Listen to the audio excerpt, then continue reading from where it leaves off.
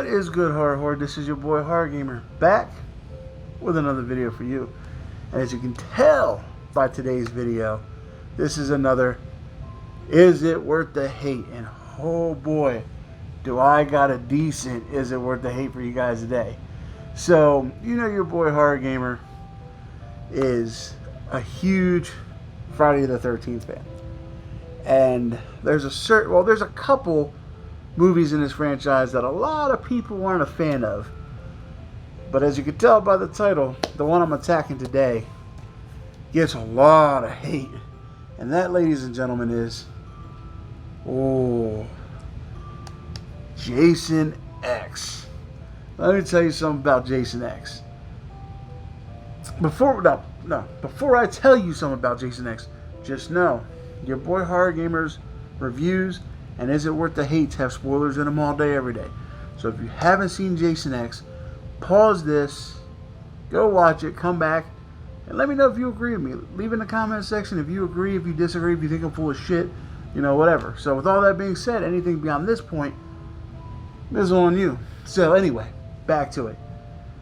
Is Jason X worth all the hate that it gets? No, absolutely not. Jason X is one of those movies that maybe it shouldn't have been made, but I'm happy it was made because, yeah, it's Jason in space.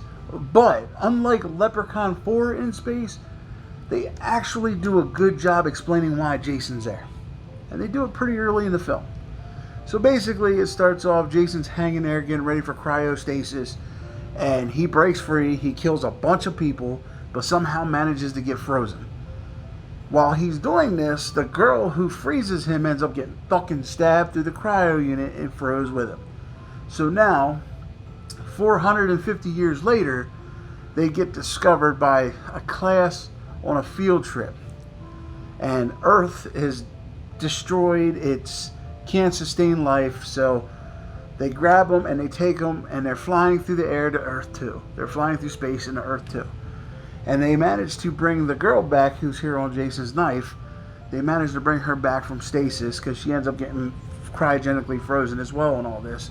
And they think that Jason's dead, that he can't be brought back. Well, he comes back and he fucking wreaks so much havoc on these motherfuckers on this ship, man. He whoops just about everybody's ass. Like, no, he whoops everybody's ass. And if you can see right here, he looks a little different right here than he does here. That's because towards the end of the movie, he gets fucked up by this cyborg. I'm talking about this fucker just annihilates Jason.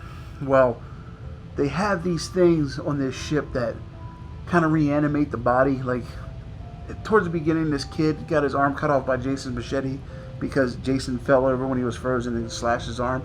And these little things look like micro metal ants attach the arm back on. Well, Jason gets fucked up by this cyborg, and he gets these ants somehow to fix him, and when they fix him, they make him this super fucking android Jason Voorhees called Uber Jason, and he causes chaos on there.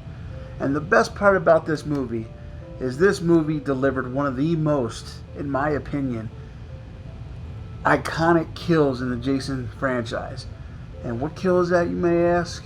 It's the kill where he comes up from behind the girl, grabs her, takes her head and puts it in liquid nitrogen, pulls it back out and slams it on the desk and then throws her. That is one of the most baddest ass kills I have ever seen. That is second only to the sleeping bag scene from part 7, when he grabs that girl and slams her against a tree.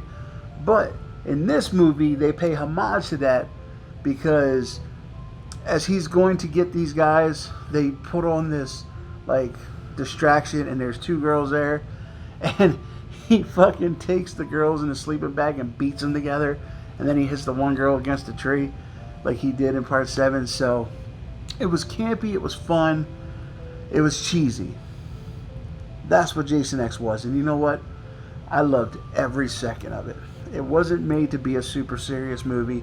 It was an hour and a half of Jason Voorhees doing his thing, in space instead of in Crystal Lake this time around. And it was awesome. So, final verdict. Is Jason X worth all the hate that it gets? Hell no. This is one of my favorite in the series. This is one of those diamond in the roughs for me. Now I know a lot of people aren't going to agree with it, and that's totally fine. But for me, Jason X is one of those diamonds in the rough in the series where should it have been made? Probably not. Am I mad that it was made? Hell no, because I enjoyed it. So, alright, Horror Horde, with all that being said, I hope you enjoyed. This isn't worth the hate as much as I enjoyed making it for you. And don't forget, if you haven't subscribed, hit that subscribe button along with that ding-a-ling-ding-ding button. That way every time your boy Horror Gamer throws up a new review, you're always in the know. So, with all that being said, Horror Horde, I love you guys. Thank you. And until next time, this is your boy Horror Gamer saying, don't fear the darkness. Embrace it.